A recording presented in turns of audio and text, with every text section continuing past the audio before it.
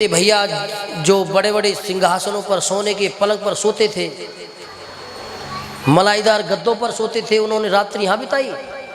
अपार दुख हुआ। रात्रि को वहाँ विश्राम करके प्रातःकाल निषाद राज भी साथ में हो लिए। निषाद राज को साथ में लेकर के यात्रा को प्रारंभ किया। प्रयाग पहुँचे। भरद्वाज मुनि ने उनकी अगवानी करी।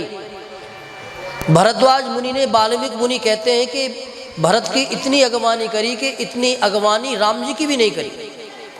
क्यों?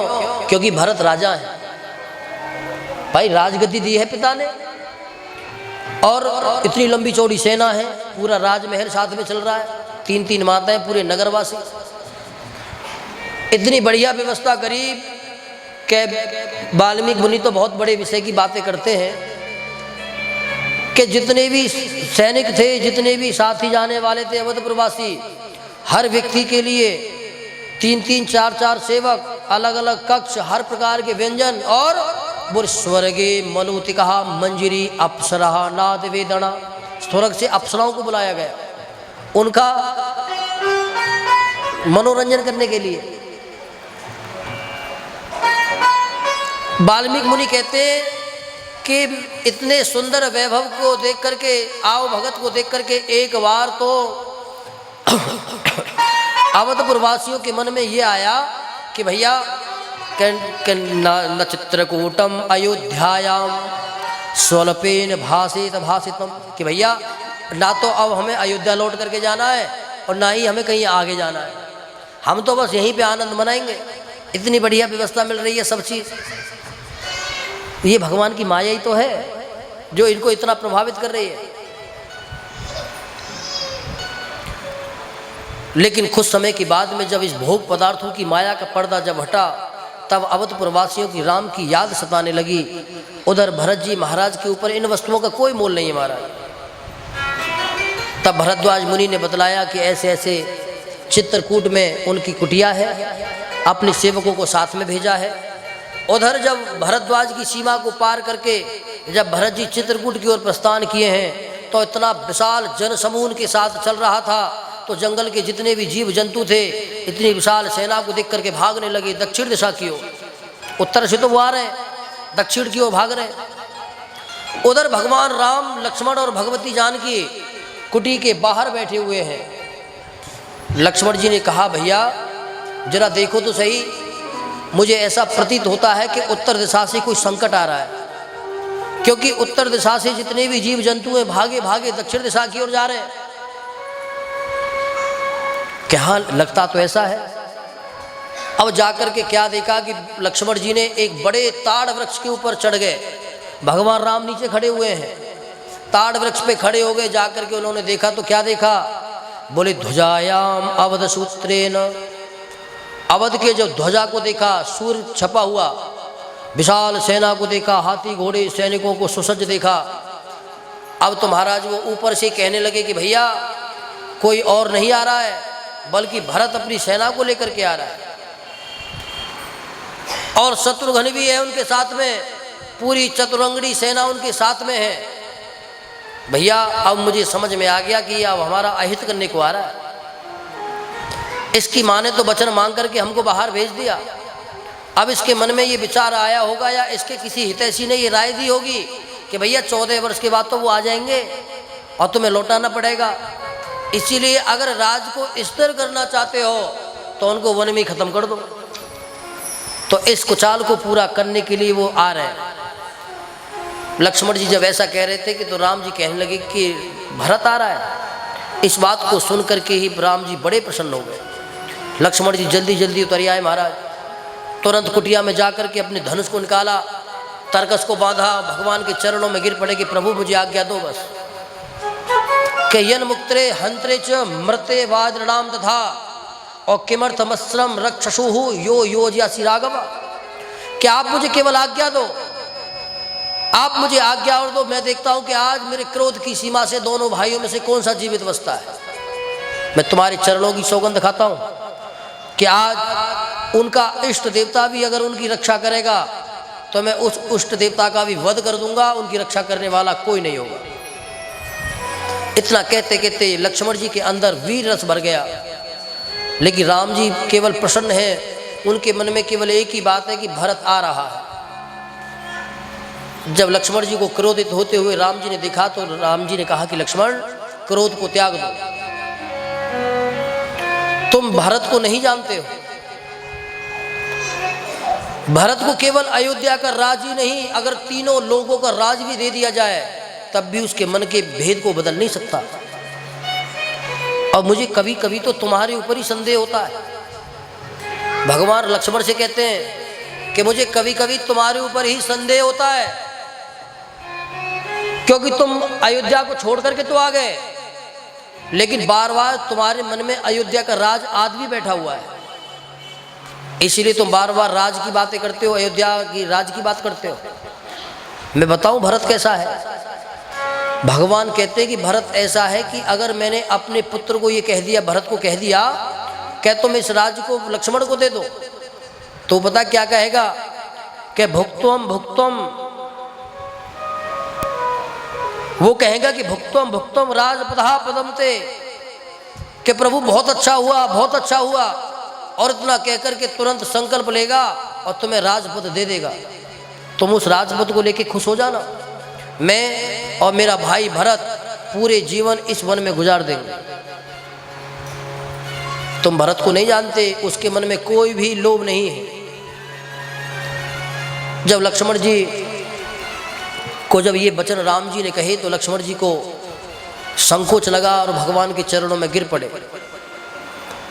उधर जब भरत जी जब चित्रकूट की सीमा में जब प्रवेश कर गए तो उन्होंने देखा कि पहाड़ियों के मध्य में घने वृक्षों में धुआं निकल रहा है।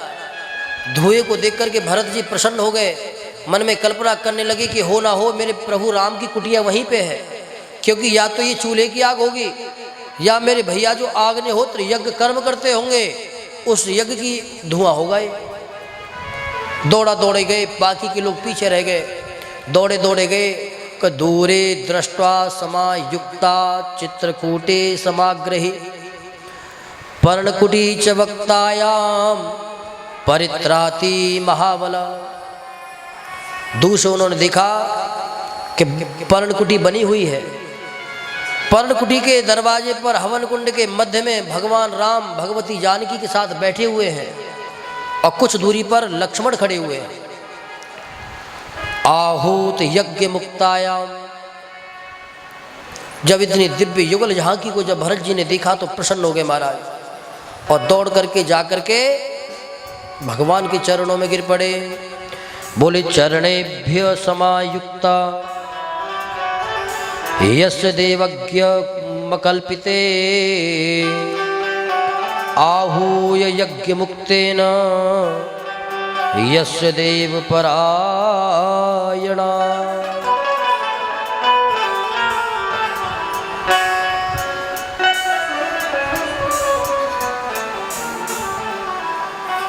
इस भाव को देख करके जब अपने चरणों में भरत को गिरते हुए देखा तो राम प्रसन्न हो गए।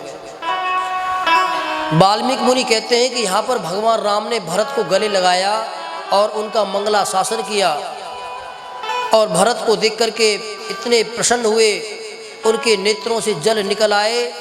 और यस्य पीठस्ते विराजत्याह, के भगवान के नेत्र के जलों से भरत की पीठ भी गई, उनका मस्तक भी गया। यहाँ पर भरत जी ने बार बार भगवान का चरण वंदन किया है। तभी तक पीछे के लोग आ गए। शत्रुघ्न ने आकर के भगवान को प्रणाम किया है और शत्रुघ्न भी लक्ष्मण जी से मिले हैं। और तब तक गुरु वशिष्ठ तथागता, गुरु वशिष्ठ आ गए, जावाली आ गए, तीनों माताएं आ गई। यस भद्रे समायुक्ता आहूय वचनम ग्रही। गुरु वशिष्ठ को देख करके भगवान राम अपने भाई भरत से मिलना छोड़ दिया और गुरु वशिष्ठ के चरणों में जाकर के प्रणाम किया कि आहूत यज्ञ सोमेन। गुरु वशिष्ठ ने यहाँ पर भगवान का मंगला शासन किया। मैंने पहले दिन आपको बतलाया था कि भगवान को हर किसी ने आशीर्वाद दिया है। भगवान राम का चरित्र जो मंगला शासन से युक्त है, भगवती जानकी तक ने भगवान को आशीर्वाद दिया है। यहाँ पर भगवान की जब भी चर्चा होती है तो भगवान के गुणों की चर्चा होती है केवल। और भगवान के अंदर कोई दोष ही नहीं है। गुरु वशिष्ठ ने को प्रणाम करके भगवान राम अलग हुए हैं। लक्ष्मण ने प्रणाम किया है, माता जानकी ने भी गुरु वशिष्ठ के चरणों में प्रणाम किया है, जावाली मुनि के चरणों में भी प्रणाम किया है।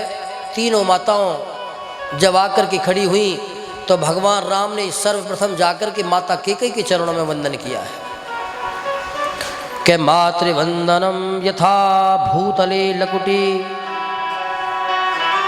माता के चरणों में गिर करके प्रणाम किया।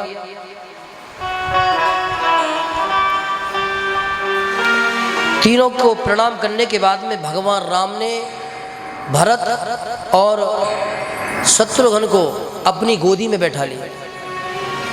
भगवान की कितनी अवस्था है? 25 वर्ष। भगवान की अवस्था है 25 वर्ष। तो दोनों भाई भी इसी अवस्था के हैं। तो आलिंगयित्रेण अपनी गोदी में बैठा लिया। अपने छोटे भाई जो हैं कौन? शत्रुघ्न, उसको तो पुत्र की भांति से नहीं किया है भगवान ने, लेकिन भरत को, भाई छोटे तो हैं और भगवान पुत्र समान समझते हैं, लेकिन राजा हैं, तो उनका सम्मान यहां पर भगवान ने किया है।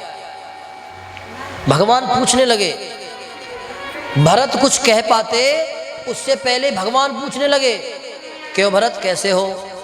पिताजी तो ठीक हैं, माताएं कैसी हैं, राज परिवार के लोग कैसे हैं, हमारे राज परिवार के जो मंत्री हैं वो कैसे हैं?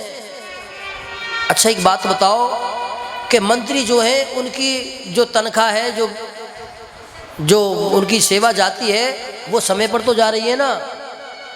हमारे जो राज के गुप्तचर हैं उनके ऊपर विशेष गुप्तचर लगाए हैं कि नहीं लगाए?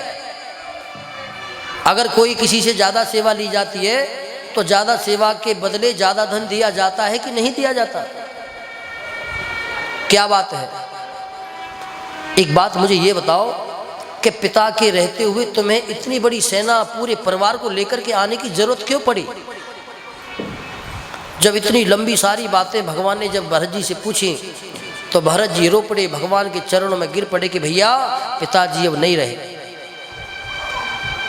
जब ये कहा कि पिताजी नहीं रहे तो राम जी के दुख का पारावार नहीं रहा, रोने लगे कि हे पिता, मैं कितना अभागा हूं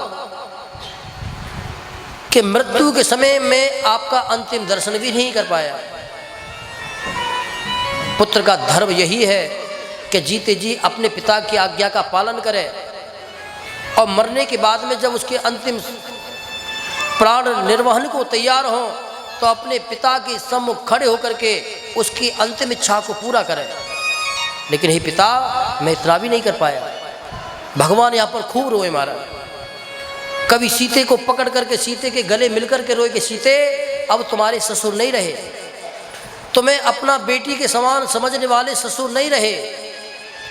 लक्ष्मण से कहते हैं कि लक्ष्मण, तुम भी अब अनाथ हो गए हो, तुम्हारे पिता नहीं रहे हैं। भगवान यहाँ पर खूब रोए महाराज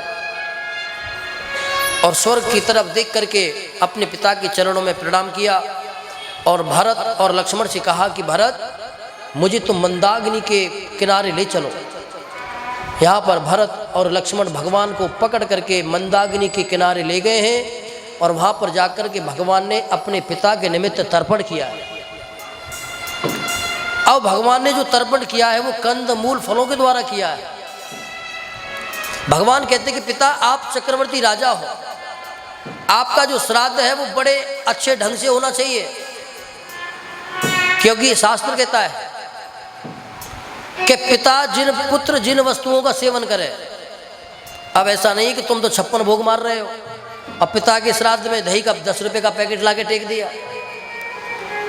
भगवान कहते हैं कि पुत्र जिन वस्तुओं का सेवन करता हो उन्हीं वस्तुओं से प्रसन्न भाव से अपने पिता के लिए श्राद्ध करना चाहिए। तो भगवान कहते हैं कि पिता, मैं तो वनवासी हूं, मैं तो कंदमूल फल खाता हूं, इसीलिए मैं इनके द्वारा ही तुम्हें तर्पण दे रहा हूं। आप जिस लोक में भी हों, इस अभागे पुत्र के तर्पण को स्वीकार करें और मुझे इस ऋण से मुक्त करें। यहाँ पर 3 तिलांजलि देकर के भगवान ने अपने पिता के निमित्त तर्पण की विधि को पूरा किया है। तर्पण की विधि को पूरा करने के बाद भगवान आए हैं, गुरु वशिष्ठ के चरणों में प्रणाम किया।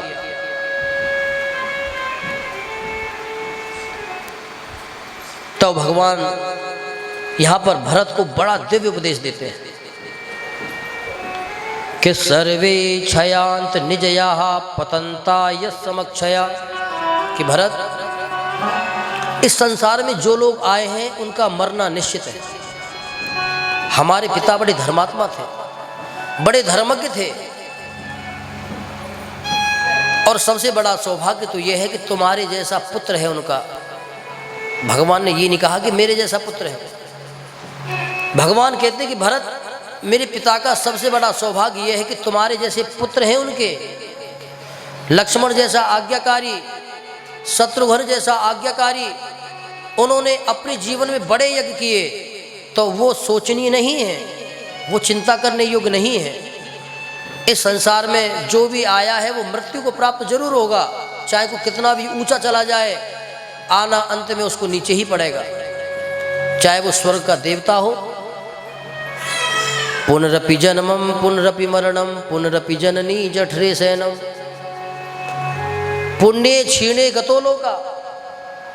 व्यक्ति अपने पुण्य के बल पर स्वर्ग की प्राप्ति कर सकता है, लेकिन पुण्य कर्म क्षीण होने पर मृत्यु लोक में उसको आना ही पड़ेगा। मृत्यु लोक में उसको आना ही पड़ेगा। तो यहां पर भगवान कहते हैं कि संयोगा विप्रयोगात्, ये जन्म मृत्यु के जो बंधन है ये तो चलते रहेंगे। संसार के जितने भी प्राणी हैं ये एक संयोग है। जैसे कि किसी यात्रा के मार्ग में कोई प्याऊ लगी हुई है, अब जन कहाँ कहाँ के लोग निकलेंगे, कहाँ कहाँ के लोग पानी पिएंगे। जितनी देर पानी पिएंगे इतनी देर रुकेंगे, फिर वो उधर चला जाएगा और वो उधर चला जाएगा। भांति भांति प्रकार से यहाँ पर भगवान ने उनको समझाया है। अंत में भरत जी ने प्रणाम किया और अपने मन की बात कही कि भैया, मेरा तो निवेदन केवल ये है कि आप लौट करके चलो। केवल मैं ही नहीं, पूरा अवध आपकी प्रतीक्षा कर रहा है और अयोध्या का राज सिंहासन भी तुम्हारी प्रतीक्षा कर रहा है, आप लौट के चलो।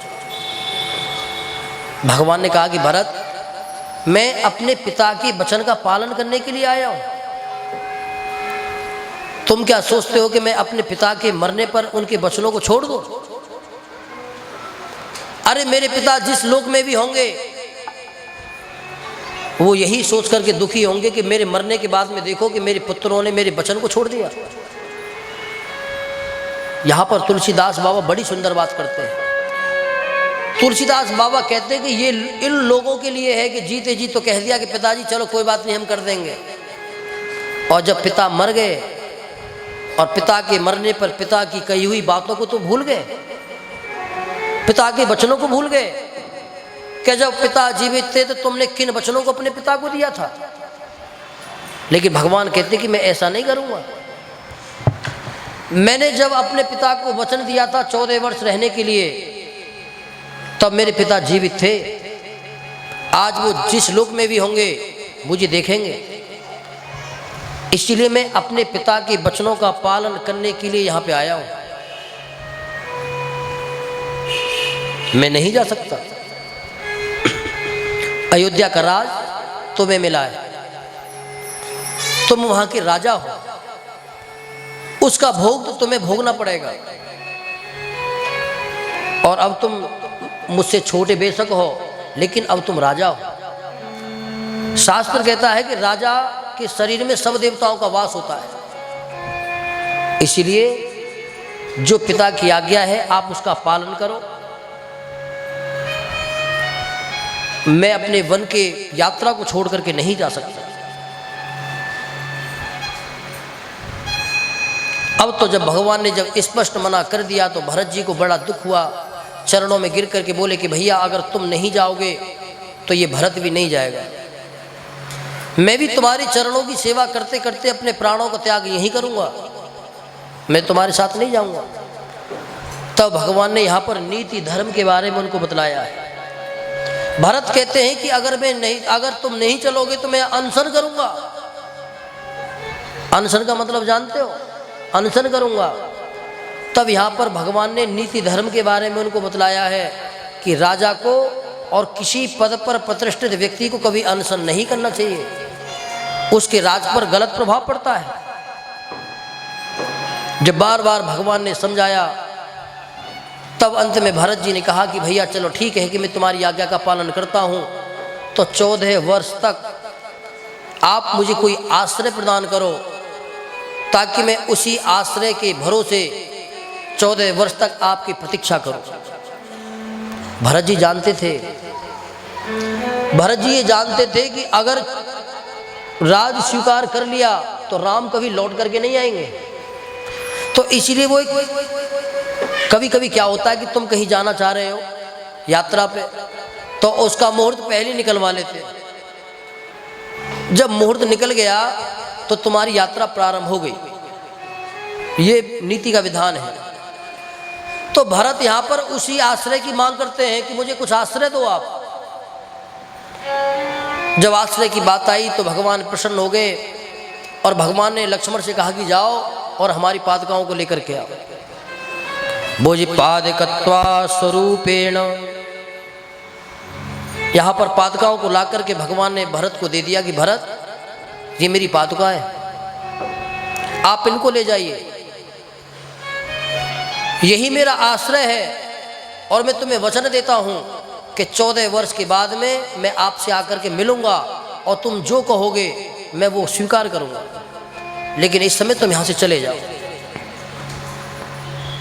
श्री गोविंद शरण स्वामी जी महाराज सहस्त्र पादुका सहस्त्र उन्होंने जो ग्रंथ लिखा है, वेदांत वैशिक स्वामी जी के मित्र थे, तो पादुका सहस्त्र ग्रंथ में उन्होंने पादुकाओं की बड़ा व्याख्या किया है। और अब जो पादुका पूजन जो चलता है ना, ये भरत जी महाराज जी से ही पादुका पूजन का विधान चला है। उससे पहले कभी पादुका पूजन का विधान नहीं था। भरत जी महाराज ने सर्वप्रथम चित्रकूट की भूमि पर पादुका पूजन किया, भगवान की पादुका पूजी, और उसी दिन से पादुका पूजन का विधान चल गया। अब तो महाराज जब भगवान ने पादुका दी, भरत जी प्रसन्न हो गए। अब भरत जी सोचने लगे कि अब तो कुछ भी हो जाए, जब भगवान ने पादुकाएं दी हैं तो भगवान आएंगे जरूर। अब बिना विलंब किए ही भरत जी ने उन पादुकाओं को अपने मस्तक पर रख लिया, भगवान को प्रणाम किया। भगवान ने तीनों माताओं को प्रणाम किया, माता सीता ने भी प्रणाम किया। देखो यहाँ पर एक प्रसंग और आता है उर्मिला का। जिस समय उर्मिला भी गई थी वहां, जिस समय उर्मिला सामने आई तो लक्ष्मण जी एक कुटिया में पीछे की तरफ चले गए। उर्मिला के मन में तो केवल एक ही विषय था कि तुम विवाह करके तो मुझे लेकर के आए थे, जब तुमको आना था वन तो कम से कम कुछ कह करके तुम मुझसे आते। लेकिन जब कुटिया के पीछे जब वो गई, अब ये तो भगवती जानकी की कृपा थी जो लक्ष्मण जी का और उनका मेल करवा दिया। तो उर्मिला केवल लक्ष्मण को देख करके ये कहती है कि श्री स्वामी मैं कुछ कहने को नहीं आई हूं, कि मुझे तो गर्व है आपके ऊपर, मुझे तो गर्व है इस विषय पर कि आपका बड़े भाई के चरणों में ये भाव है। केवल यही वचन कहे। लक्ष्मण जी ने भी कहा कि उर्मिला मैं इसके प्रत्युत्तर में तुम्हें कुछ नहीं कह सकता, मैं तो केवल इनके चरणों का दास हूं। उधर भरत जी पादुकाओं को मस्तक पर रख करके प्रस्थान करते हैं। बोलिए सीतारामचंद्र भगवान की जय। शीश खड़ा वो अखियों में पाने, राम भक्त ले चलाए राम के निशान। शीश खड़ा वो अखियों में पाने, ओ शीश खड़ा हो अखियों में पानी। राम भक्त ले चला राम की निशानी, राम भक्त ले चला रे राम की निशानी।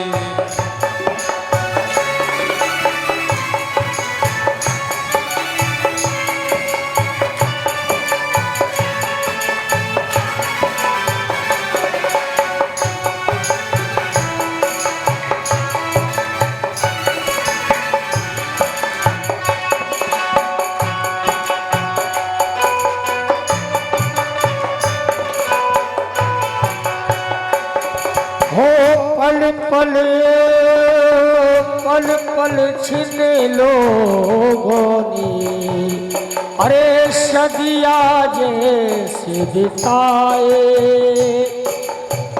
14 बरस कटे हैं कैसे, जान समय क्या खेल रचाए, जान समय क्या खेल रचाए। ओ कौन मरेगा कौन बचेगा, कौन मरेगा कौन बचेगा, कौन मरेगा कौन बचेगा, कौन मरेगा कौन बचेगा।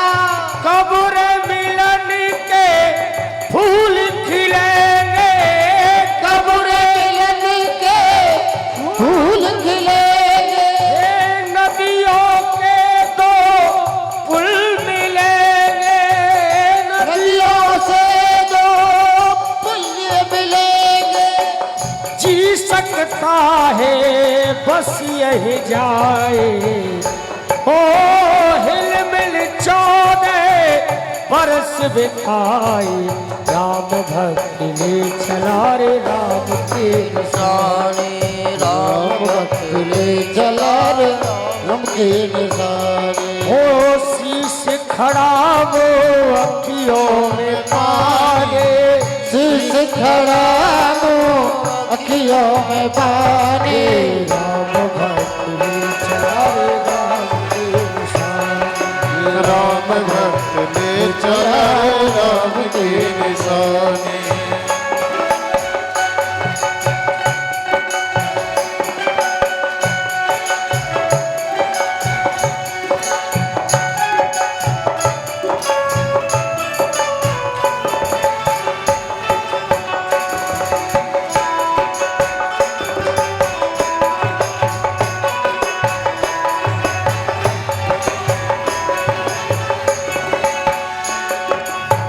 तन मन बचन उमंग अनुरागा, तन मन वचन उमंग अनुरागा, धीर धुर कर धीरज त्यागा, धीर धुर कर धीरज त्यागा। भावना में बस वही है चलते, भावना में वह चले धीरे धीरे, भावना में बस वही है चलते, भावना में वह वही है चलते। ये धीर भी धीर अज्ञाने, धीर वीर जय ज्ञाने। राम भक्त ले चला रे राम के निशान।